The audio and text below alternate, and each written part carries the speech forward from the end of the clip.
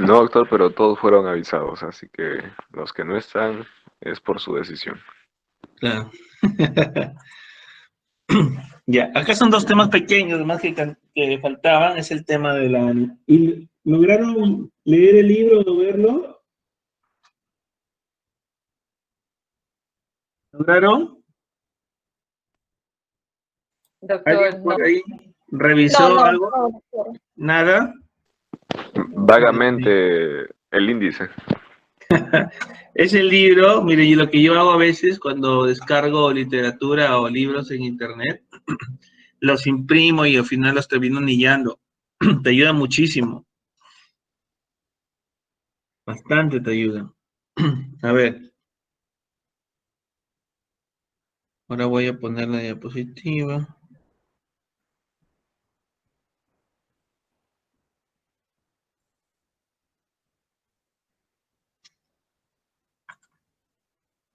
Ya.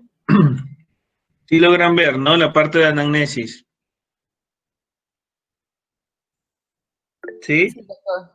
Ya, listo. Y el tema que vamos a ver hoy día son dos temas chiquititos que da la evaluación de la parte endocrinológica de tiroides y la parte de historia clínica. ¿Ya han visto ese tema con el doctor González de historia clínica? Sí, ¿Han visto doctor. ese tema? ¿Lo han visto ya? Sí, fue nuestra primera clase. Ya. Bien, vamos a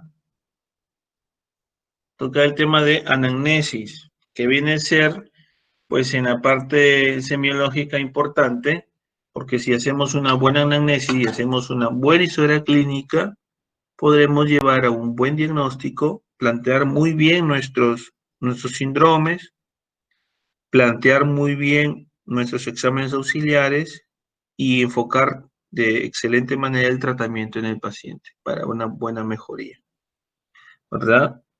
Bien, entonces vamos a ver hoy del análisis, que es la parte del interrogatorio, es la parte más importante de la historia clínica.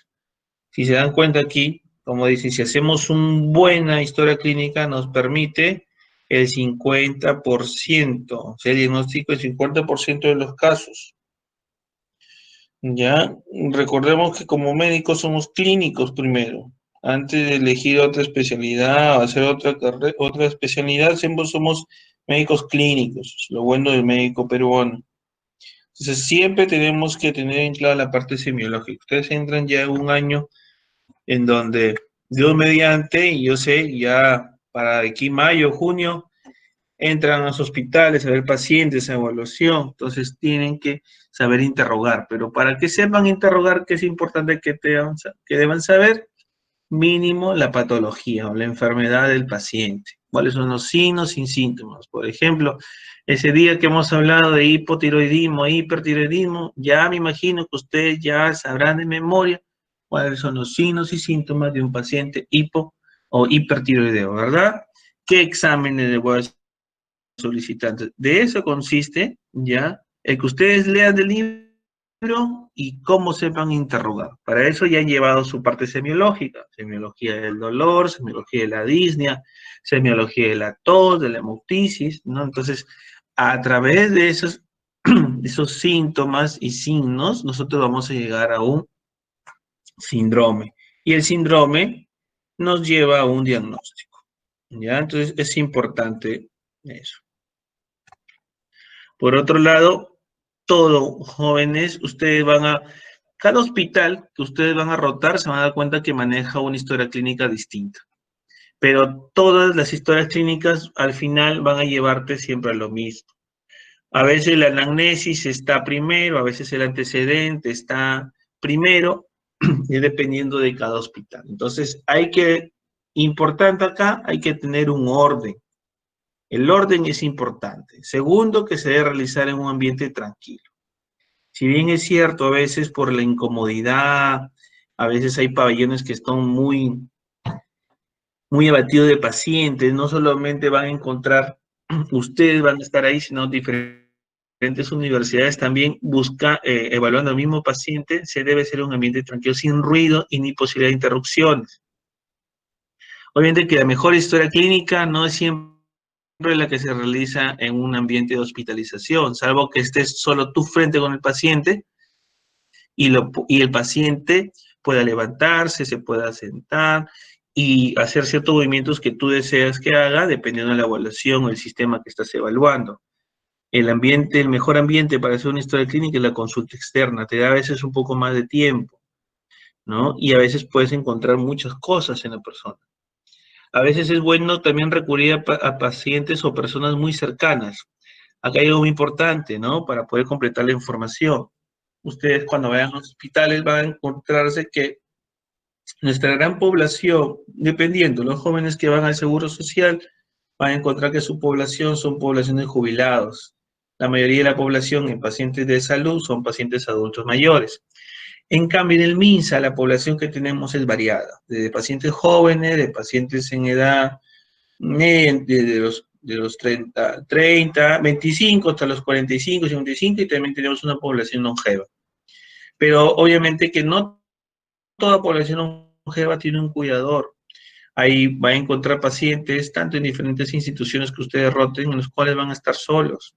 Entonces son pacientes en los cuales va a ser a veces un poco difícil que ustedes puedan tener digamos, una información fidedigna, o a veces, si el paciente es muy lúcido, le va a dar muy buena información. También hay que ver el grado de instrucción de cada paciente. Hay pacientes que el grado de instrucción es bajo, por lo tanto, tus preguntas deben ser así, al ras, bien al llano, ¿no? O sea, usando términos que el paciente te pueda entender y te pueda responder lo que tú deseas saber. Entonces, siempre es bueno que cuando ustedes quieran evaluar a pacientes adultos mayores sea el cuidador o el familiar que siempre está con el paciente, porque a veces hay pacientes que pueden tener 5, 4 hijos, de los cuales los 4 o 5 hijos, solo uno está pendiente de él y el resto de hijos desconocen la enfermedad de la persona. Entonces siempre hay que tener en cuenta de eso, ¿no? Finalidad de la historia clínica va a ser útil para poder comprender la enfermedad. Es importante, jóvenes, que ustedes sepan hacer una muy buena historia clínica. Me imagino que cuando iniciamos el curso de semiología, lo primero y lo que más recalcamos en ustedes es el hacer una buena historia clínica, ¿no? Los años pasan, pero todo sigue igual. Para mí, siempre lo mejor para un buen diagnóstico es una buena historia clínica. Y así que, chicos, a ponerse, hay que un poco... no solo bueno, a ver, ¿cómo les podría decir? Es importante que sepan hasta el lenguaje, ¿no? De la calle, ¿no? Porque hay pacientes que en los cuales, si tú les sales un lenguaje técnico, no te van a entender. Entonces hay a veces que hay que empezar a hablar así, tal cual como el paciente habla, ¿no?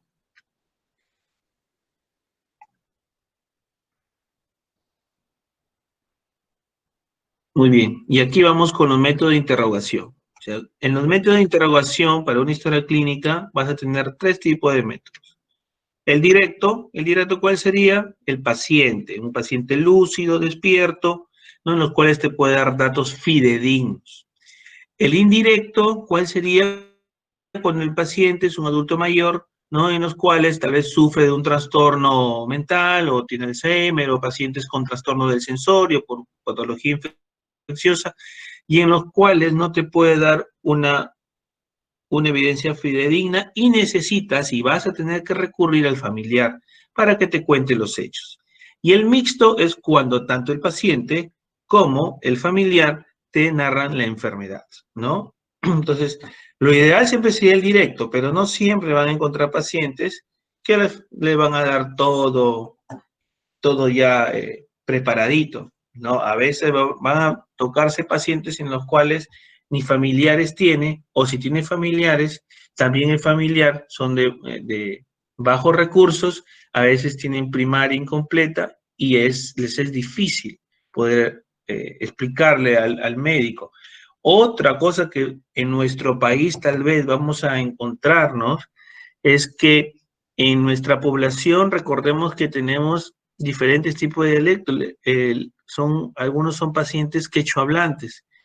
Entonces, va a haber casos en que la familia es quechua hablante, el paciente habla quechua, y es difícil poder llegar a armar una historia clínica con el paciente. A veces en cada miembro de la familia siempre hay un paciente, hay un familiar que te puede hacer la interpretación del quechua al español. Entonces, también nos vamos a encontrar a veces con estos muros para poder llegar a hacer una buena historia clínica.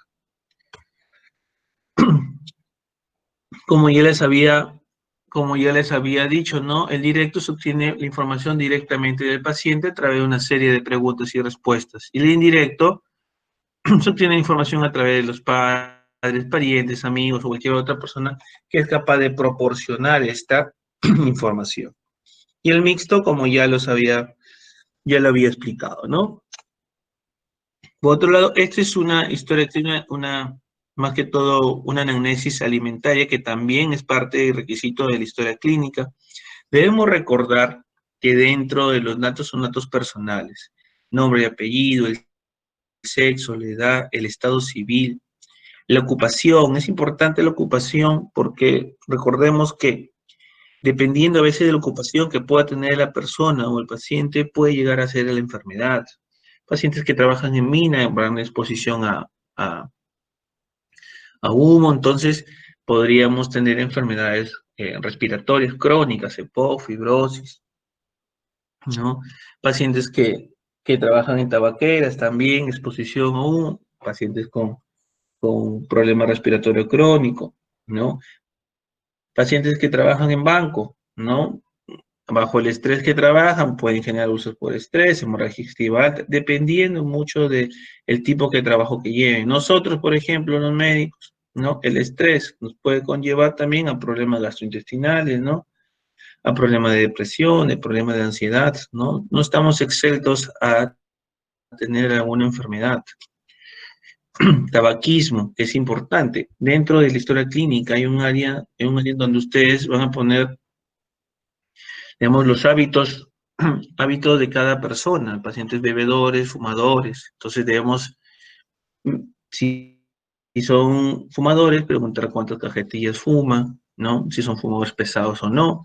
Si son consumidores de alcohol, cuántas veces de alcohol consumen. Y no solamente ver el alcohol, ver qué tipo de alcohol consumen, ¿no? ¿Cuánto de alcohol contiene la cerveza? ¿Alguien sabe, chicos? 4%. 6%. 5%. 5%. Ay. 5%. Dependiendo de la Ya. cerveza, doctor. Ya, ¿y Depende, hay unos cuánto? Claro, depende. Hay unas que tienen más. Por nuestro país, lo reglamentario, que tienen todas las cervezas 5% de alcohol. Entonces, aquí ustedes siempre tienen que darse cuenta que hay personas que no solamente consumen cerveza, van a haber pacientes que consumen destilados. ¿Y qué destilados conocen? Pisco, Pisco, ¿qué más?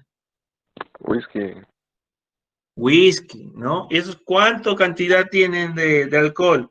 40%. Imagina, algunos 40%, dependiendo ¿no? A cuánto de alcohol le pone. Entonces, va a depender mucho y ustedes pueden hacer el cálculo para ver si es que el paciente está en alcoholismo, ¿no? Obviamente, si consume todos los fines de semana, en el transcurso de un mes, el paciente ya estamos hablando que es un alcohólico social, ¿no? Que lo puede conllevar ya a sufrir de alcoholismo. Ver también la presencia de actividad física es importante, ¿no? Si el paciente hace actividad o no, para ver riesgos de enfermedades cardiovasculares, como lo había mencionado anteriormente, en muchas diapositivas de atrás, ¿no? Entonces, ver también los datos antropométricos, ¿no? Esto lo usamos más en pacientes en pediátricos, pero también deberíamos usarlo también en pacientes adultos. Es de mucha ayuda para nosotros, porque uno de los diagnósticos que también como médico debemos buscar es los trastornos, ¿no? Metabólicos, ¿no? La obesidad, sedentarismo, que nos va a conllevar ya, nos va a llevar a que el paciente sufra de diabetes, hipertensión. Es importante también ver la talla, el peso, ¿no? El índice de masa corporal. Van a darse cuenta de que hay muchos pacientes que ya, como diagnóstico, ustedes van a tener que ponerle obesidad. Ahora, ¿qué tipo de obesidad? Dependiendo del resultado que les sale. Entonces, siempre más allá de ondear por el diagnóstico por el que el paciente ingresa, también estos datos antropométricos te ayudan a tener otros tipos de diagnósticos, que es importante, son importantísimos. Tal vez no serán los primordiales, pero sí son diagnósticos secundarios que de todas maneras tienes que ir como médico, tratar poco a poco con el paciente, ¿ya? Y los antecedentes familiares, que es lo clásico, ¿no? Que ustedes ya saben, si hay historia de hipertensión, si hay historia de diabetes, dislipidemias, enfermedades cardiovasculares, ¿no? Antecedentes de algún agente cerebrovascular, ¿ya? Por ejemplo, como mencionó, antecedentes cerebrofamiliares, ¿no? Se entera de averiguar sobre las enfermedades que pueden presentar una transmisión genética, metabólicas o cardiovasculares. Es importantísimo, chicos, acuérdense siempre, todo paciente que ustedes evalúen, lo primero que deben preguntar, lo primero, no es porque vino, ¿no? Que eso es importante, ya sabemos que viene por una patología, pero eso no es antecedentes. Lo primero, antecedente del paciente, para que ustedes puedan tener un enfoque más amplio, ¿ya? En busca ya, como me he mencionado acá, ¿no? Enfermedades metabólicas, enfermedades cardiovasculares, edad de padre y hermanos, causa de muerte de los padres, ¿no? Si tenemos paciente, mamá, papá diabético, muy probable que el hijo sea diabético. Mayor riesgo, ¿no? Si uno es diabético y el otro no, de los papás, hay un riesgo también bajo que uno de los hijos haga diabetes. ¿Ya? Entonces, siempre que esta pregunta, antecedentes, ¿no? Enfermedades cardiovasculares, ¿no? Si murieron o tuvieron patología coronaria, ¿no? Para uno más o menos enfocarse qué podría pasar con esa persona a futuro, ¿ya? Es importante, como el que había dicho, ¿no? Construir un esquema de la línea genealógica. Esto, lo que es lo que llamamos el familiograma. ¿Alguien sabe o qué es el familiograma? ¿Mm? ¿Alguien sabe? Es como un mapa familiar con las enfermedades que ha acarreado en la familia, en las generaciones. Exacto, por ejemplo, está muy bien, ¿no? Por ejemplo, ¿no? Tienes acá el padre, tienes acá la madre, ¿no? En la madre, aquí, X, Y, X. De aquí, si se dan cuenta, aquí la mamá tiene dos, una, al final, supongamos, ¿no? Ese es el papá, esta es la mamá. Si yo hago una línea acá y otra línea acá, van a ser el hijo. Y hay que ver, cuando uno hace un buen familiograma, se da cuenta, por ejemplo, si el papá sufría de tabaquismo o tenía el problema de tabaquismo o de alcoholismo, se van a dar cuenta que por las generaciones el hijo o la hija puede ser que también haga problema de tabaquismo o sedentarismo o de obesidad, si es que alguno de los dos lo tiene.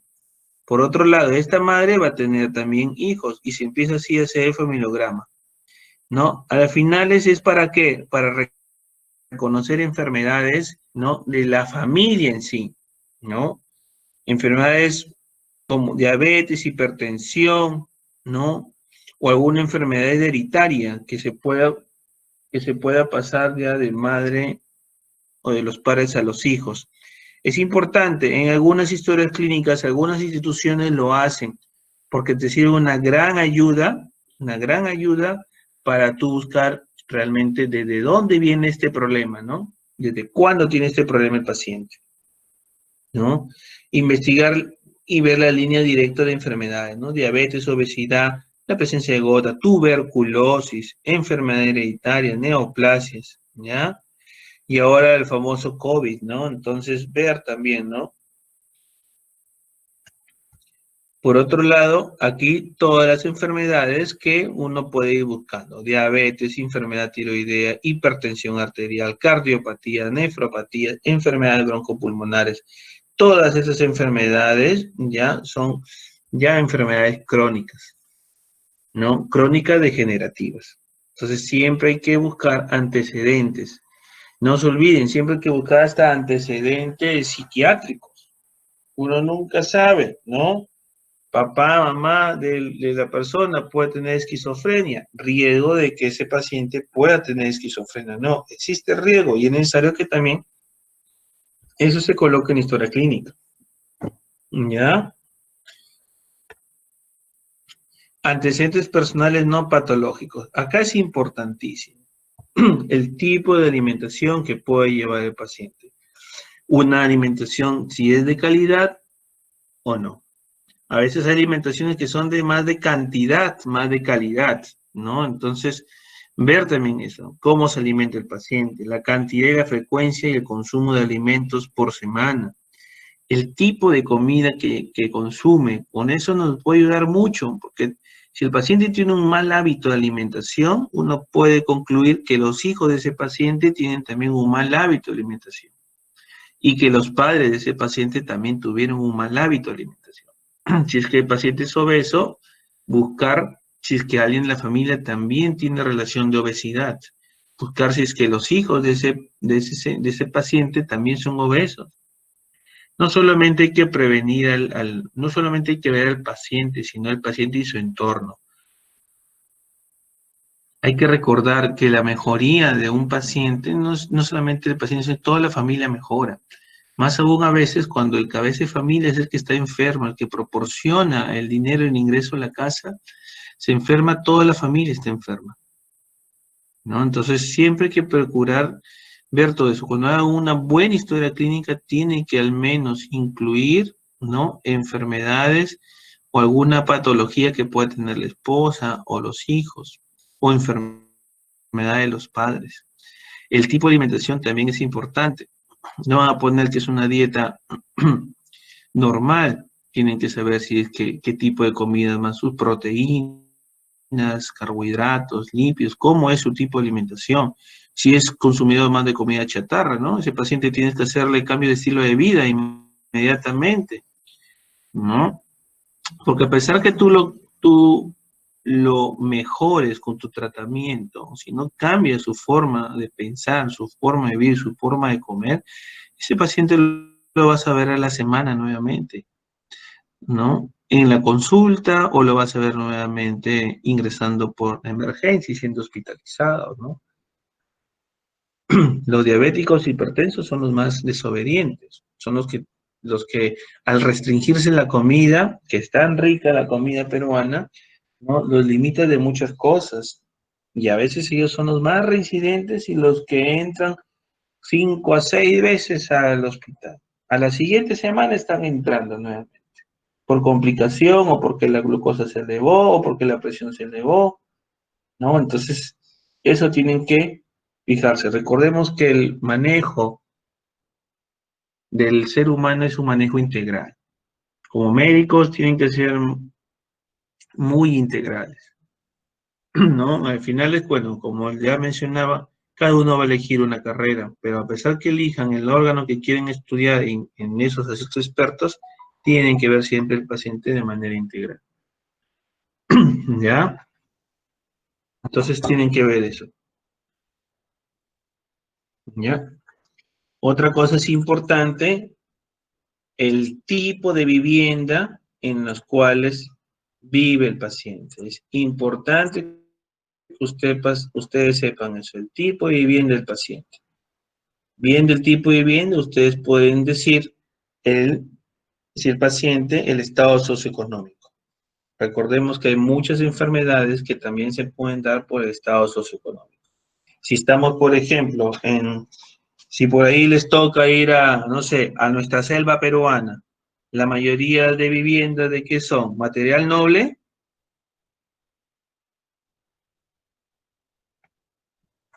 A ver. ¿Material noble? No, No, ¿de qué son? Paja, de De madera. paja. No, de madera, ¿verdad? Y son de madera, perfecto. Ahora, si estas casitas son de madera, la exposición a la humedad es más alta, ¿verdad? Ver si es que el ambiente donde vive ese paciente tiene por lo mínimo agua y desagüe. La leptospira, cómo se contagia? ¿Mm? La enfermedad de leptospira. ¿Quién me puede decir? ¿Por qué es muy frecuente ver leptospira en otros lugares que aquí? Doc, la lectospira es principalmente por las ratas, Exacto. los alimentos.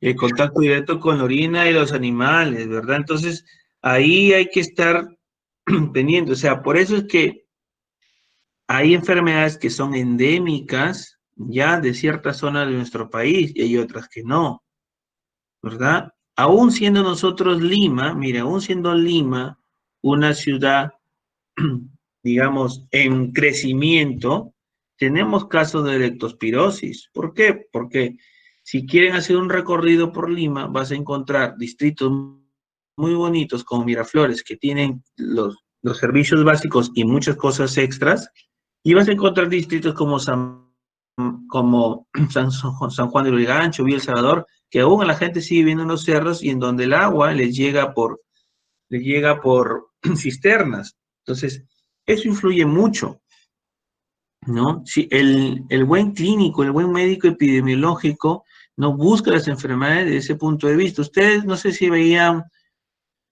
Doctor House, veían la serie o recuerdan esa serie Doctor House. Correcto, Doc. Claro, Doctor House era infectólogo, ¿no? Era internista e infectólogo, pero él siempre partía, cuando ya no buscaba, porque quería buscar una causa de la enfermedad, ¿qué hacía? ¿A dónde los mandaba a sus residentes? A cometer delitos, doctor. A cometer delitos, de verdad, que se infiltren en la casa del paciente, buscando de dónde pudo haber venido la enfermedad o de dónde se pudo haber contagiado, ¿verdad? O sea, quieran o no, el médico por sí es espíritu de investigación, ¿verdad?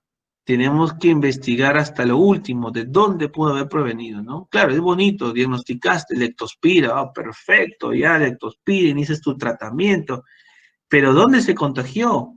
¿Cómo se contagió leptospira? Ese era el primer caso, después de él vendrá otro caso y otro caso. Entonces, siempre como médicos debemos de buscar ese tipo. Entonces, ¿cómo lo hacemos todo? Con una buena historia clínica, ¿no? Ver también la distribución de la casa. Hay pacientes que si tú les preguntas y van a ver, señor, ¿usted con quién vive? Con mi esposa y mis hijos. ¿Cuántos cuartos tienen? 2. ¿Y cómo están distribuidos? No, en un cuarto vivimos 3, 4 y en el otro también duermen 2. Entonces hay hacinamiento. ¿Y el hacinamiento qué nos va a llevar? ¿A? Enfermedades infectocontagiosas, ¿verdad? Y muy aparte enfermedades contagiosas, tuberculosis. Está de moda el COVID-19. Nos va a llevar a que van a encontrar pacientes con COVID-19. A pesar que haya una vacuna, que yo sé que va a encontrarse una vacuna, vas a encontrar aún pacientes que se van enfermando de COVID-19 por la transmisión. Las casas son pequeñas, ahora cada uno vive una ratonera, los departamentos de ahora 75 metros cuadrados, 80 metros cuadrados, y en donde viven 5, 4 personas en un ambiente muy pequeño. Entonces, el mundo se reduce. En vez de construir casas amplias y grandes como antes era, ahora se construye rascacielos, edificios y con ratoneras. Entonces, que pueden pulular infecciones. Entonces, eso sí hay que tener bastante en cuenta. El higiene, la vivienda, la iluminación y la ventilación es importante. ¿Cuántos baños, no? Si son baños dentro de la casa, fuera de la casa, ¿no? Si son baños compartidos, ¿no? Si son baños compartidos, a veces un paciente puede tener parasitosis y el otro no. Hay pacientes que acá en la ciudad puedes encontrar hacer parasitosis intestinal. ¿Cómo se contagia? Uno diría, ¿no? Si es un profesional que trabaja tal vez en un banco, ¿no? Pero, ¿qué pasa? A veces en la vivienda tienen un baño y comparte el hijo, la esposa y él. Recordemos que en edades bien tempranas, en los niños, ¿qué es lo más frecuente que sufren los niños? Parasitosis intestinal, ¿verdad? Y el paciente va a la consulta o va donde ustedes por dolor de cabeza, cuadro de diarrea, ¿no? Que la barriga se le hincha y eso pensamos que puede ser una patología gástrica y puede ser una parasitosis contagiada por su hijo. ¿Por qué el pediatra cuando quiere dar un tratamiento al niño les aplica también a los padres? Porque es contagioso. Entonces, esto todo parte de la historia clínica, ¿no? De hacer una buena análisis, de hacer un buen familiograma y de preguntar muy bien cómo vive el paciente. La varicela, por ejemplo, a ver, ¿cómo contagiamos la varicela? Es infectocontagiosa, ¿verdad? Basta que un miembro de la familia o un visitante de la familia haya ido con la enfermedad y pueden hacer los síntomas los otros, ¿no? Entonces, eso es bien importante, todo esto que tiene que estar incluido en la historia clínica, ¿no? Hábitos de higiene individuales es importantísimo. El aseo personal, el baño, el cambio de ropa, el lavado de manos, el aseo dental, más aún en tiempos de COVID, esto es importantísimo, ¿no, chicos? ¡Yujú! Sí, doc. ¿No? Es importantísimo. Entonces, lo que antes considerábamos que no era importante, ahora, imagínense, más aún, vamos a tener que ir con nuestro jabón, tenerlo en la mano, ¿no? Constantemente, ¿no? Yo creo que ya cuando hicimos clase, yo creo que todos voy a verlos con sus jaboneras al costado, ¿no? Se van a ir a lavar las manos 3, 4, 5 veces al día, ¿no? Entonces, ¿ya? ¿Están ahí? Chicos, Claro que sí, doctor. Estamos escuchándolo atentamente.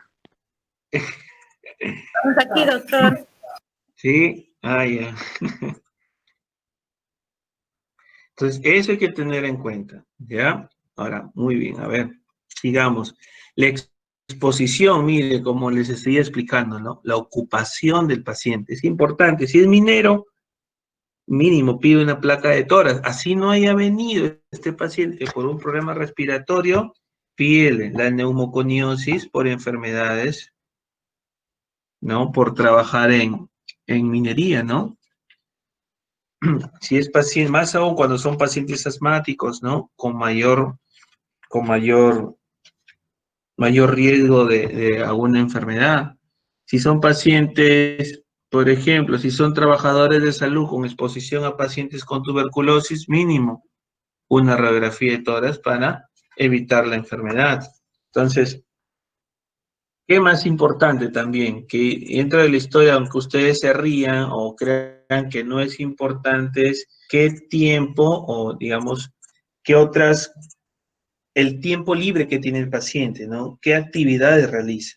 Si van a darse cuenta, y yo pienso que si comparamos, aquí estamos con dos nacionalidades, tanto brasileños como peruanos. No sé qué tanto, o tal vez sí similar en ustedes, jóvenes, qué tanto hacen deporte. ¿Cuánto es su tiempo, el horario que ustedes, el tiempo le dan al deporte?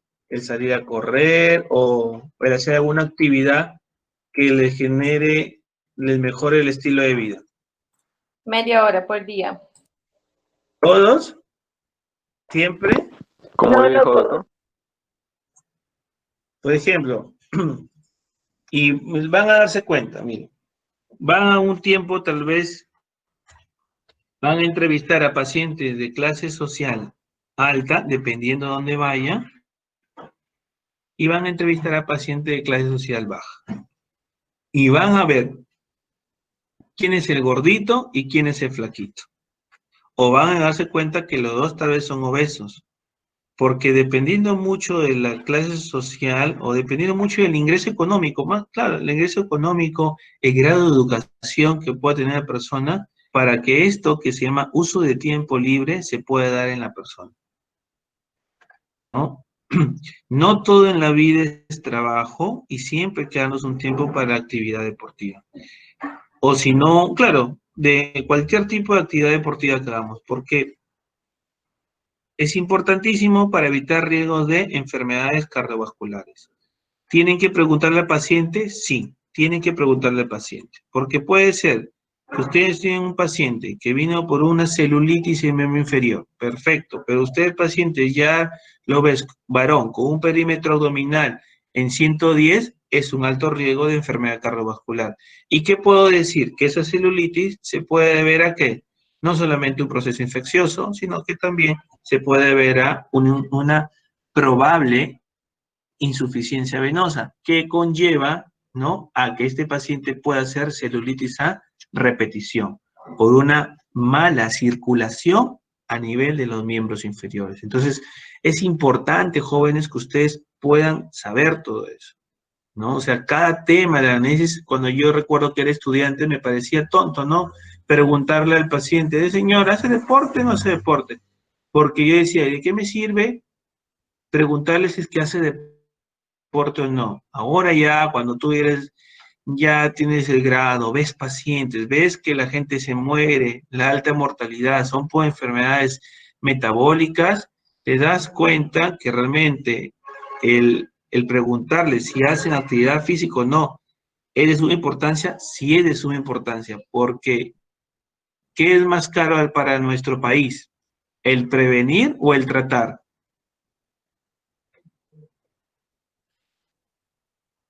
El A ver, tratar. en tratar. Prevenir. No, ¿por qué va a ser más Ah, caro para el prevenir? país. Para nuestro Ah, país, no, en la perdón. salud pública.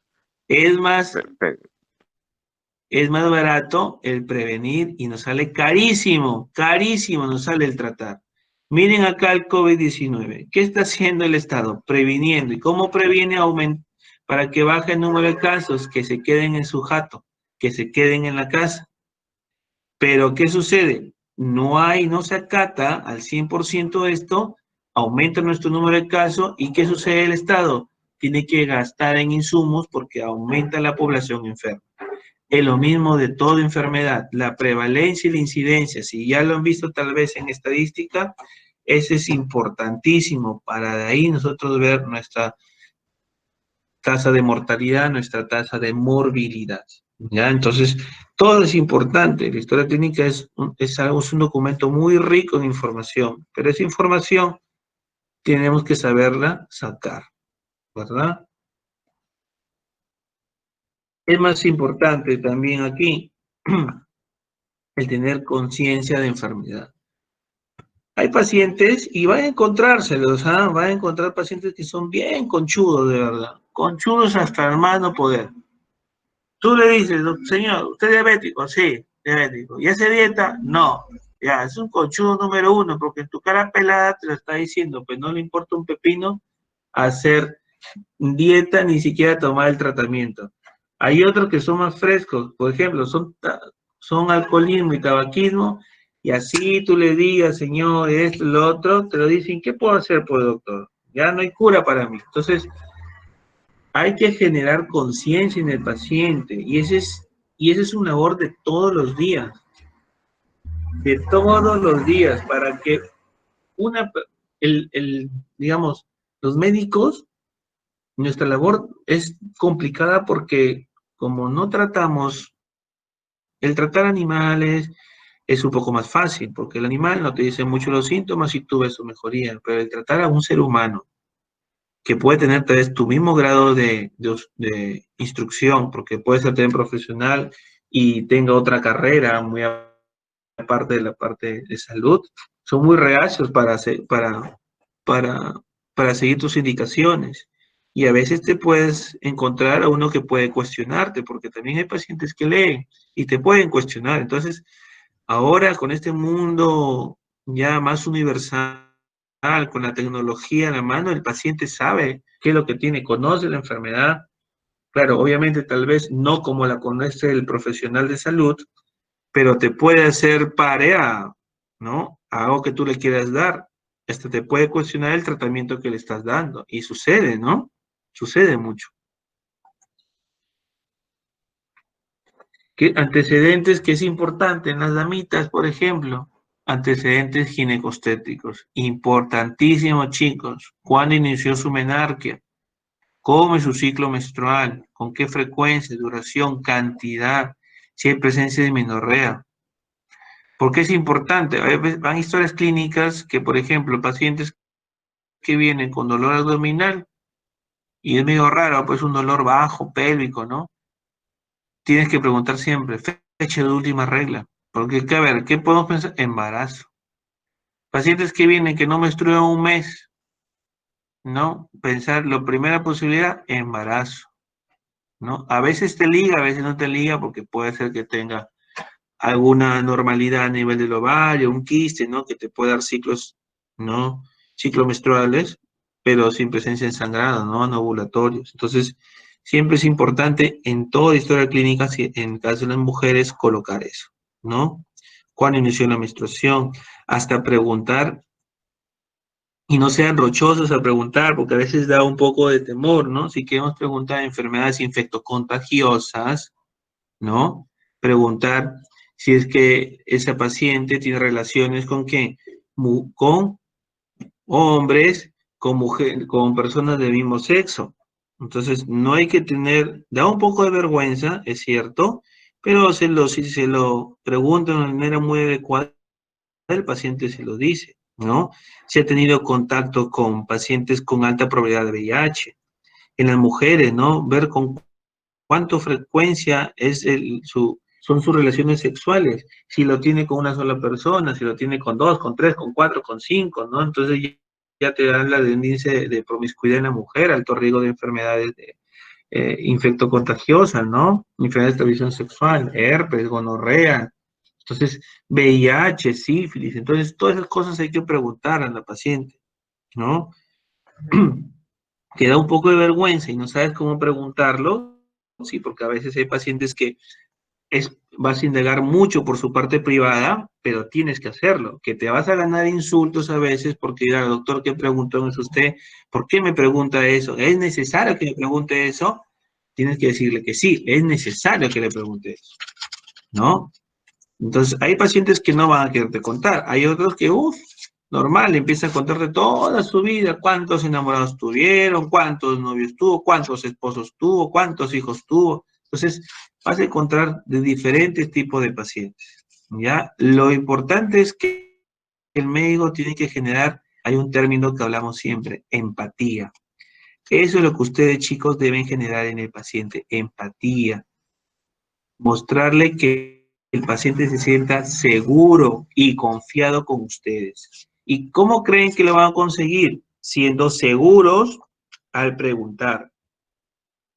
¿Entienden? Si ven, es que ha sido más, a ojo nomás, si ven una persona que entra todo temeroso, con una cara así de miedo, que no sabe dónde está examinando y no sabe cómo preguntar, que se va primero a preguntar su edad y que luego le pregunta, señora, cuántas relaciones sexuales ha tenido, o sea, vas a ver la persona por poco, este chico está medio disparado, me pregunta, me pregunta lo otro, no, tiene que ser todo en orden. Y cuando van a evaluar, tiene que ser con seguridad. ¿Y cómo una persona genera seguridad? A ver, a ver, joven, ¿cómo yo, supongo que cómo un paciente puede sentirse seguro con ustedes? ¡Yuhu! ¿Están ahí? Sí, doctor. ¿Cómo creen que una persona puede sentirse segura? Están que me escriben por el... ¿Ah? ¿Cómo creen? A ver. Con la voz, doctor. No es con la voz. Porque puedes tener una voz gruesa y aún así no le puedes dar seguridad. Yo puedo participar.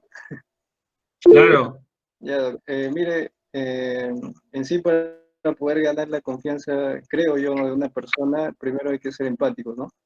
Saber claro.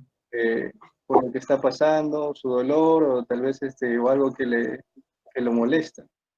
Y Ujú. entonces poder demostrarle a él, paciente, que más le importas, o sea, como paciente, no como lo ves como una patología, una enfermedad a él, sino como una Ajá. persona tiene Sentimiento. claro, exacto, ¿no? Y tratar de romper ese hielo, ¿no? Porque siempre o sea, no conoces tú a tus pacientes, los conoces recién cuando haces la anamnesis. Trata, Exacto. ajá, en eso de la cuestión de hacer las preguntas, ganarte la confianza de la persona hasta poder romper ese hielo, ese hielito, como se dice, que esa barrera, y mostrando también seriedad y empatía del caso, ¿no? Creo. Sí, está bien. Y lo otro que es importante, con el conocimiento, para que ustedes puedan hacer, claro, exacto lo que dice Samael, ¿no? Samael Almeida, ¿no? Mostrando que tienes conocimiento de lo que vas a hacer. Si vas a evaluar corazón, si vas a evaluar pulmones, hacerlo con el profesionalismo y sabiendo cómo son los pasos por una evaluación. El paciente se da cuenta.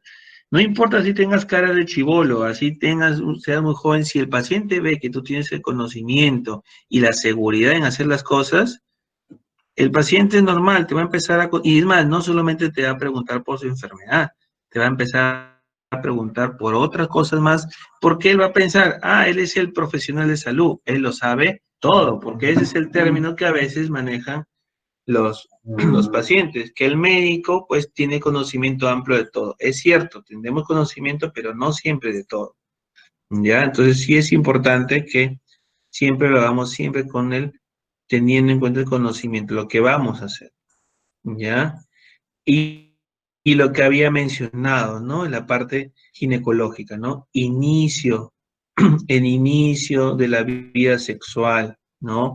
Otra cosa, chicos, y es algo que y lo he notado y lo noto siempre en las personas, en nosotros, por ejemplo. Cuando ustedes estén frente a un paciente y le van a preguntar sobre estos, que es importante, más aún en mujeres, ¿no? Porque los varones, que no somos conchudos a veces, nos preguntan, a veces ya nos reímos, que sí, que esto, que cuántos tuve, que esto. El hombre no se hace problemas en contar en su parte sexual. La mujer sí.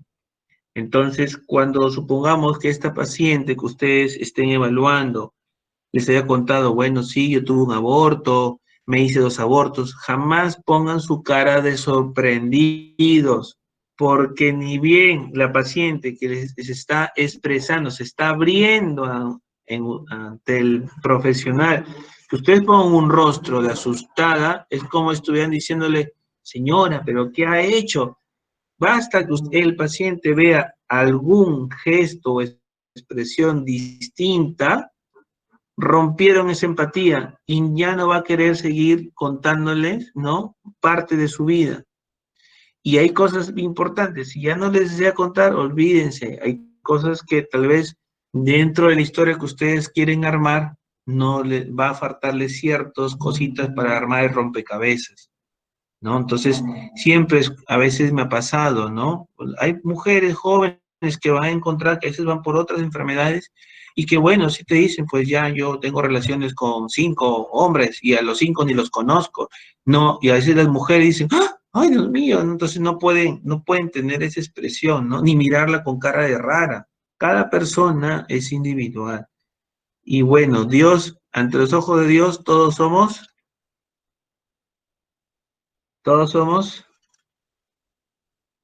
Iguales, pecadores. iguales, pecadores. Ante los ojos de Dios, todos somos pecadores. Nadie peca más que otro. Todos somos pecadores. Entonces, no podemos nosotros ser jueces, ¿no? Frente al paciente, ¿no? No podemos darnos, aunque a veces el médico llega a ser juez frente al paciente y lo juzga, que es su culpa, señora, que eso, y porque eso. No podemos llegar a hacer eso. Porque estoy seguro que Jesucristo no lo haría tampoco. Entonces, esto es importantísimo. Hasta la anamnesis, cuando les comente, ¿no? Y ustedes digan, esta señora que sabiendo lo que hacía, mire, va. No, nada. Escuchen nada más y solamente traten la enfermedad. No juzguemos al paciente, porque a veces no sabemos por qué o cuál fue la razón por las cuales a veces tiene la enfermedad. O si la sabemos, pues calladito nada más, y nuestra función solamente es tratarlos y ayudarlos, ¿no? Ver también si son adultos mayores, menopausia, ¿no? El climaterio, Papa Nicolau, lactancia materna, ¿ya? Es importante. Ya se van a dar cuenta cuando roten por diferentes áreas. Esta exploración clínica es en todas las áreas, cirugía, ginecología, medicina, pediatría, ¿ya? Más aún, en pediatría es más espeso, porque la mamá tienes que preguntarle con cuánto Asgar nació, si lloró o no lloró al nacer, ¿no? ¿Cuántas semanas de gestación tenía la mamá cuando el niño nació? Entonces, ahí tiene que ser más espeso, y la mamá es tedioso, y la mamá tiene que darte toda esa información. Cuando son más adultos es más rápido, ¿no? Porque él te empieza a narrar ya su historia, ¿no? Es más fácil de completar, ¿no? Y hay cositas que a veces no podemos colocar, porque así no son importantes para nosotros. Antecedentes andrológicos, ¿no? Con todo aquello referente al varón, como la presencia o no de la circuncisión, si se presentó criptorquía durante el desarrollo, poluciones nocturnas, inicio de vida sexual activa. Los varones no se enrochen en contar, las mujeres sí un poquito de vergüenza tienen, ¿no? Número de parejas sexuales, enfermedades de transmisión sexuales, trastornos de la erección, presencia de andropausia en nosotros los varones, ¿ya? Antecedentes, ¿no? Todo lo que hablamos, ¿no? Van a encontrarse pacientes, van a entrar en infectología, que son pacientes código y son homosexuales. Tienen que preguntarle, ¿no? Las relaciones son anales, sí, efectivamente anales, ¿no? ¿Con cuánta frecuencia lo tiene? Si tiene alguna laceración en el recto, ¿no? O sea, esas cositas que son un poquito muy personales de cada uno, el paciente al final se desnuda frente al médico, ¿no? Porque nosotros siempre somos médicos, siempre el médico de cabecera, ¿no? Al final terminado siendo sus confesores, y la historia clínica por eso llega a ser el nombre de un documento legal, porque el paciente te está contando su vida ahí en los papeles, y tú estás escribiendo y narrando todo. Por eso es un documento legal. Nadie puede coger la historia de alguien, ni tú como profesional puedes, al término de que terminaste la historia, contarle al colega, ¿no? O en tu casa comentar, oye, fíjate que tal paciente que me encontré, no, no podemos hacer eso. No es ético. Cada paciente es individual. Recordemos que algún día vamos a estar también nosotros como pacientes, y no nos gustaría que todas nuestras cosas sean, ¿no?, narradas o contadas, ¿ya? Salvo que sea una historia clínica o el diagnóstico de un caso que sí vaya junta médica, que sí necesariamente solamente se coloca lo más importante, no se tiene que indagar por más, ¿ya? Antecedentes personales patológicos, ¿no? Como he mencionado, ¿no? Es importante, ¿no? Acá, tabaquismo, alcoholismo, adicciones. Van a encontrar pacientes que son adictos no solamente a marihuana, son adictos a veces al crack, adicción a la coca, adicción al terocal, o sea, ahí van a encontrar pacientes con adicciones a 4 o 5 drogas. Y ustedes van a decir, ah, su madre, ¿no? ¿Cómo este hombre puede decir? Pero tampoco no puede sorprenderte, escucharlo nada más. Adicción al sexo, o sea, muchos pacientes van a encontrar con diferentes cosas, ¿no? Y no debemos sorprendernos. El mundo siempre, de ahí es, un mundo siempre trae el mundo es maravilloso y cada persona tiene algo en particular. Así debemos ver a cada paciente. Y por último, antecedentes, como ya había hablado, ¿no? Patológicos de importancia. ¿Que es importante? Sí, ¿no? Enfermedades que ha tenido, ¿no? Antecedentes, ¿no? Asmático, intervenciones quirúrgicas, tabaquismo, ¿no? Enfermedad de VIH, hepatitis B, o sea, alguna enfermedad que tenga, ¿no?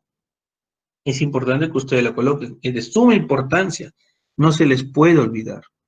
Ya no se les puede olvidar.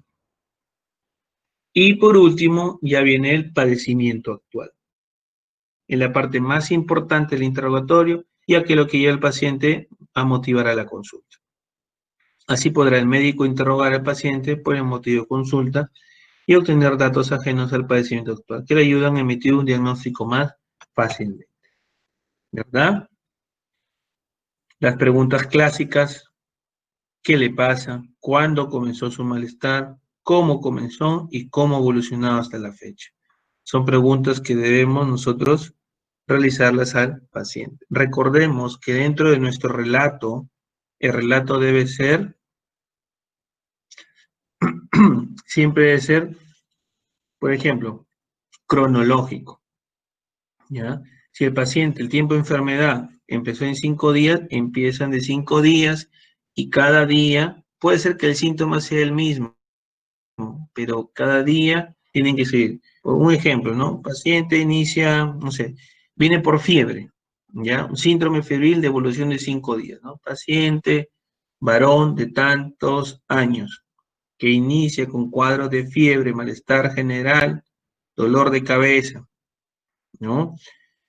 Pueden poner al cuarto día, significa que al día, no va a poner al día siguiente, no, al cuarto día, a los síntomas mencionados se le agrega tal cosa. Si es que el síntoma no varía desde el primer día que está con enfermedad, segundo día que está en enfermedad, el tercer día con su enfermedad, recién, si no varía, pueden escribir, ¿no? Paciente que ha estado de hace 5 días con tales molestias. Y si el síntoma varió un día antes de que vayan a la consulta, que ustedes lo vean, ahí recién ponen, un día antes se adiciona tales y tales cosas, ¿no? Entonces, siempre su narrativa debe ser cronológica. Si el tiempo de enfermedad es un mes, ¿no? No van a escribir, pues, hace 30 días, hace 29 días, hace 28 días, no, porque si no la historia clínica, el relato sería ¿cuánto? 30 hojas o menos, 2, 3, 4 hojas, no. El relato, la enfermedad actual es corto, ustedes deben de simplificar y usar conectores. Ahí se ve mucho la gramática y no cómo, la forma como ustedes pueden describir la enfermedad del paciente. ¿Ya? No pueden expandirse mucho porque las hojas de historia clínica son pequeñas. Los renglones que nos dan no es para que uno hable de toda la vida del paciente, simplemente la edad de la enfermedad por la que vino, ¿no? Que hay datos que son importantes incluir, sí, es importante que a veces lo incluyan. Que les va a ayudar en historia clínica, siempre y cuando les ayude, lo coloca, ¿ya? Y luego entramos a la parte de examen físico de tiroides. Yujo, ¿hasta ahí todo bien? Sí, Todo todo bien. bien, doctor. ¿Está bien? Voy a tomar un poquito de agua, un ratito.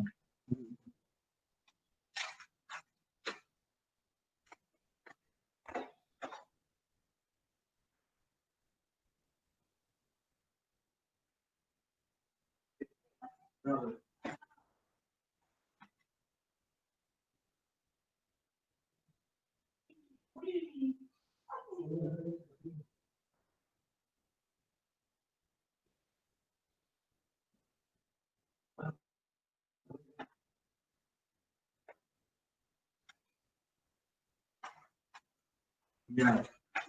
Y ahora ya el examen físico de tiroides, ya para terminar también y se puedan puedan reposar. ¿Tienen algo más tarde o ya no? El almuerzo, Doc. No, hay que estudiar un montón.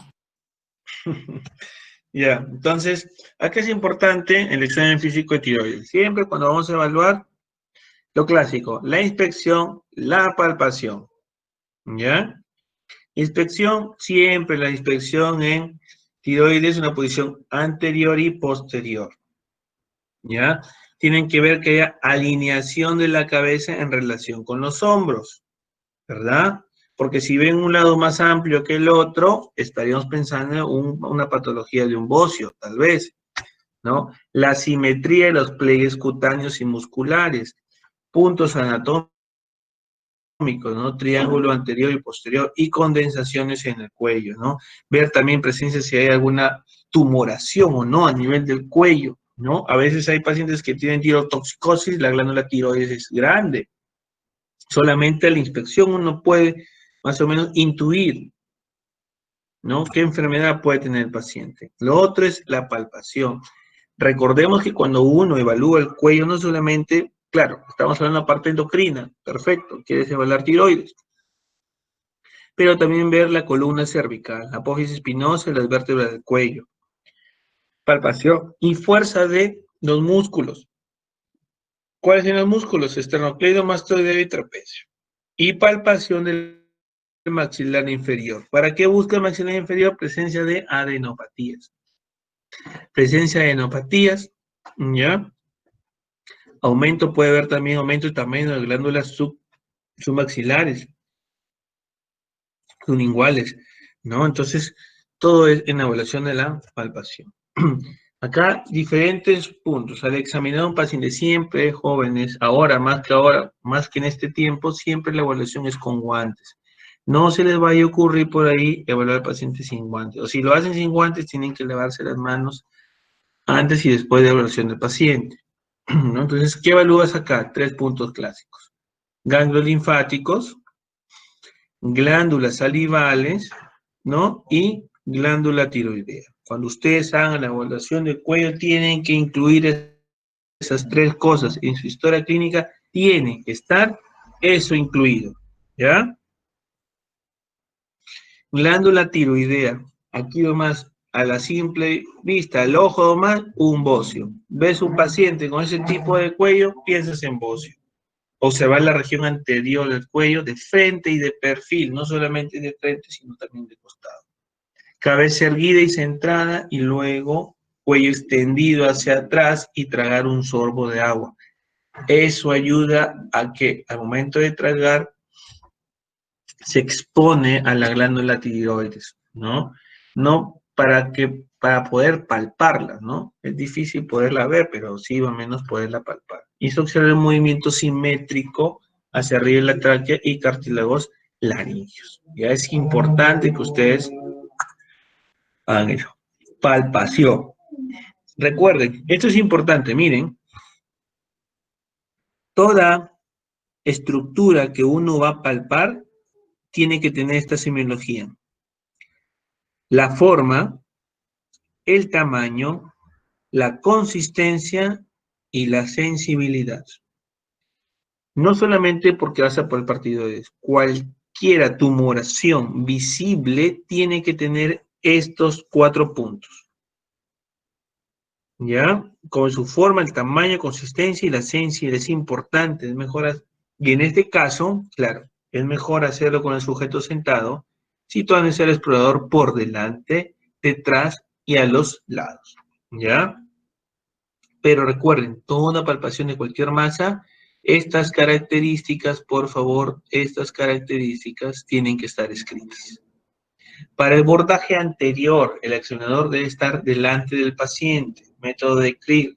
La mano exploradora, si se dan cuenta, apoya su borde externo en el hombro y el pulgar, cruzando la línea media. Como si estuvieras cogiéndolo del cuello, pero solamente con una sola mano. Vas a explorar qué puntos. Quieres explorar el istmo y el lóbulo, dependiendo de la mano que vas a coger. En este caso, el dedo pulgar es el que evalúa lóbulo derecho.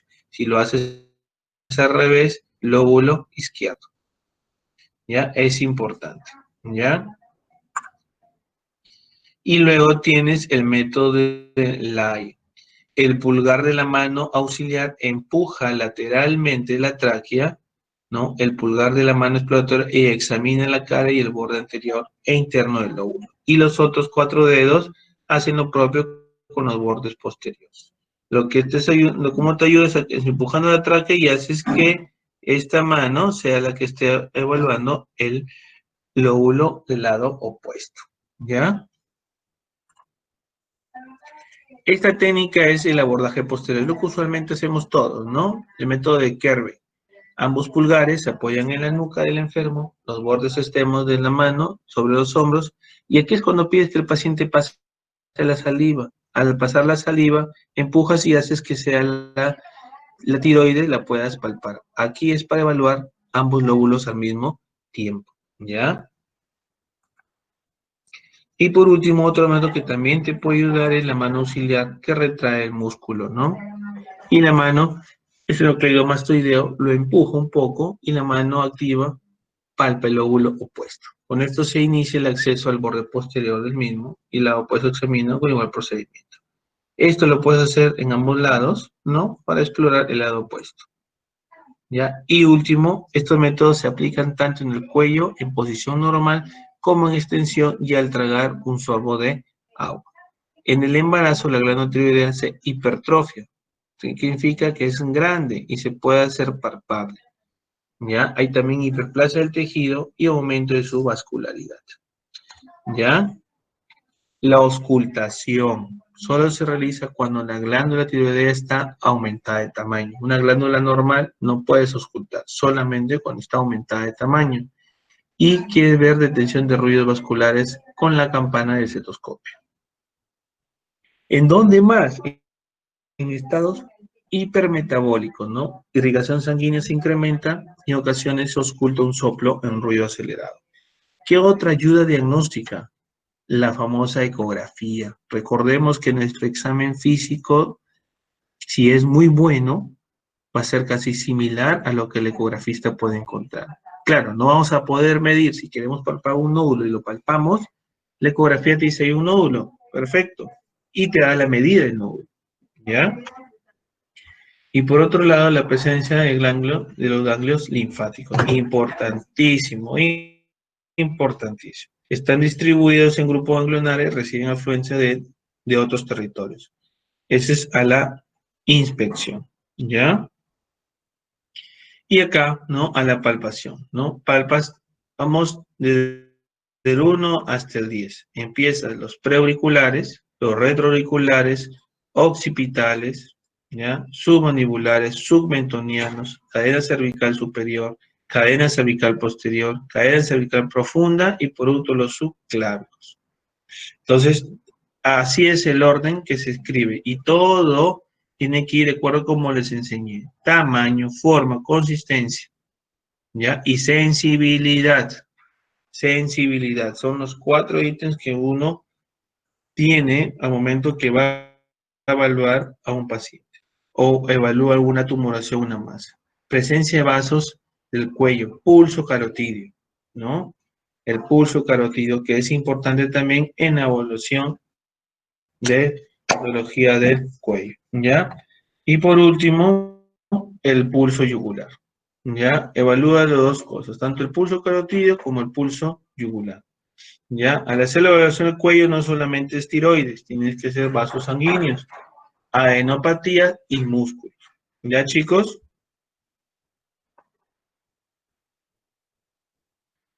Hola, Sí, doctor. Sí, doctor. ¿ya? Listo. Esos eran los temas que me faltaban, ¿ya? Esos eran los temas que me faltaban y muy aparte de hipertiroidismo, hipotiroidismo. ¿Ya? Eran temas cortitos, nada más, y que, bueno, son de importancia, sí es cierto, porque esta parte del cuello es práctico, pero por motivo de que no podemos hacer la práctica, se ha tenido que hacer teórico, ¿no? Está dentro de la práctica la evaluación del sistema endocrinológico, ¿no? Entonces ha tenido que ser teórico.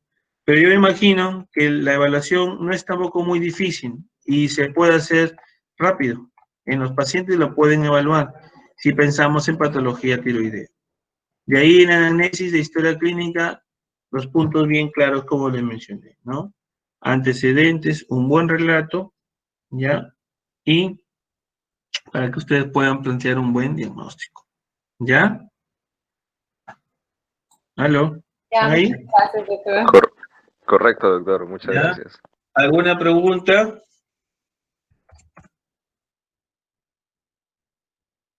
¿Ah? Todo está claro. Y a mí, bueno, les voy a tomar la palabra que todo está claro. Cuando iniciemos clase nuevamente, voy a preguntarle lo mismo, a ver si es que realmente me han puesto atención. Y van a ver que tal vez se les va a olvidar algo. Es importante, repasen todas las diapositivas, impriman las diapositivas y lean. Porque esto que es teoría, van a tener que ponerlo en práctica. ¿Ya? Ya pues, chicos.